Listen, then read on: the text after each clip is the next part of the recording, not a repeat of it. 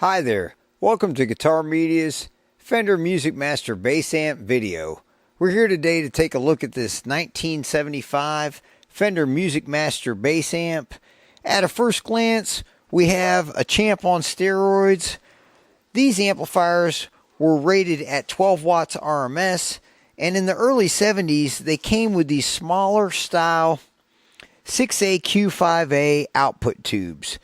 And these output tubes have about 10 watts output to my ears, and then in the later 70s they would go to the 6V6 output tubes, which would be more accurate to the 12 watts to my ears. You know, as far as the Princeton reverb goes, the Princeton reverb rated at 12 watts in the 70s sounds a lot more like 15 watts to my ears, and it has a lot to do with larger transformers, and I've never actually checked the plate voltage, but just so many more tubes in the preamp driving the amp make it sound quite a lot louder. And so typically these amplifiers are really not that loud for a couple of different reasons. Not only the low voltage ratio, but they came with only a single 12AX7. This one's a 12AX7A, which is a low noise, low gain 12AX7, and also this particular amplifier came with a CTS small square magnet speaker, which is very lightweight speaker and not very loud at all, and so essentially just a practice amp. Now, when it comes to the volume that these amplifiers really put out, you can actually, like with a guitar, even with a guitar with high output pickups, you can plug it straight in the amp and turn it all the way up. And if you sing loudly, you can actually sing over the amp without a microphone. It doesn't bury you, which is really nice for me. It's just a natural volume level that I like a lot. And so really, you know, for so many years, I thought about these amps, and I didn't like them because I thought, okay, this amplifier is really, it just plays clean. I mean, what can I really use it for? It's not really enough. And the truth is, on its own, it's really not enough. But with the help of a heavy magnet speaker, this particular speaker is a later 80s Celestion Sidewinder that's rated at 8 ohms and 150 watts RMS. We have found that these heavy magnet speakers are able to put out double, if not even more, the dBs at the same power level as a lighter weight speaker. So they're much more efficient and allow the amp to be quite a bit louder. Now, I still wouldn't say that you maybe would be able to keep up with a loud band, but this is more than enough to get the response from your guitar and all the different types of sounds that you might want to get out of this amplifier. And then another thing that you can do to really help this amplifier is you can use a booster with it, and that's what we did today in the video. We actually use an ART professional microphone preamplifier compressor. It's a 212AX7 tube preamplifier, and with the humbuckers, the high output humbuckers, this amp was already really close to where we needed to go, so it only needed a little bit of help from the boost. And then with the single coils, when we go for the Hendrix tone, we actually more or less just dime out the boost until to the point where it's actually microphonic with the pickups, and then just dial it back just a little bit. We also used a small stone phaser by Electro Harmonics, a vintage analog unit, and we also used a biamp transistor spring reverb analog single rack unit reverb unit, and it's actually mediocre at best. There's a lot of better reverb units out there, and some that are even tube that you can use as a boost as well. But with this amplifier and the recording that we did, it really made that reverb rack unit shine.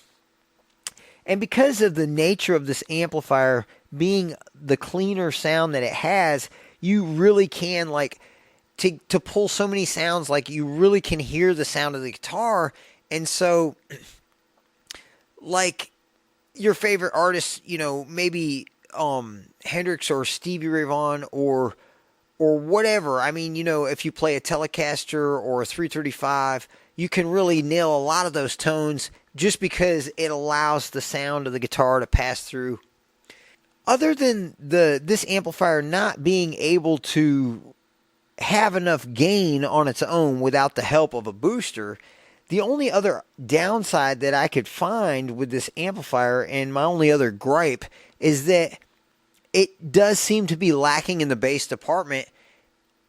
And especially with like a Stratocaster or a Telecaster, if you want to get like a full rhythm sound, you can't on the bridge pickup. You're not going to be able to get that full rhythm sound. And I find myself a lot of times going into the middle position to get my full rhythm sound with those types of guitars. And it's not only due to the fact that it's a 10 watt amp. Of course, any higher power amp is going to be able to deliver so much more bass.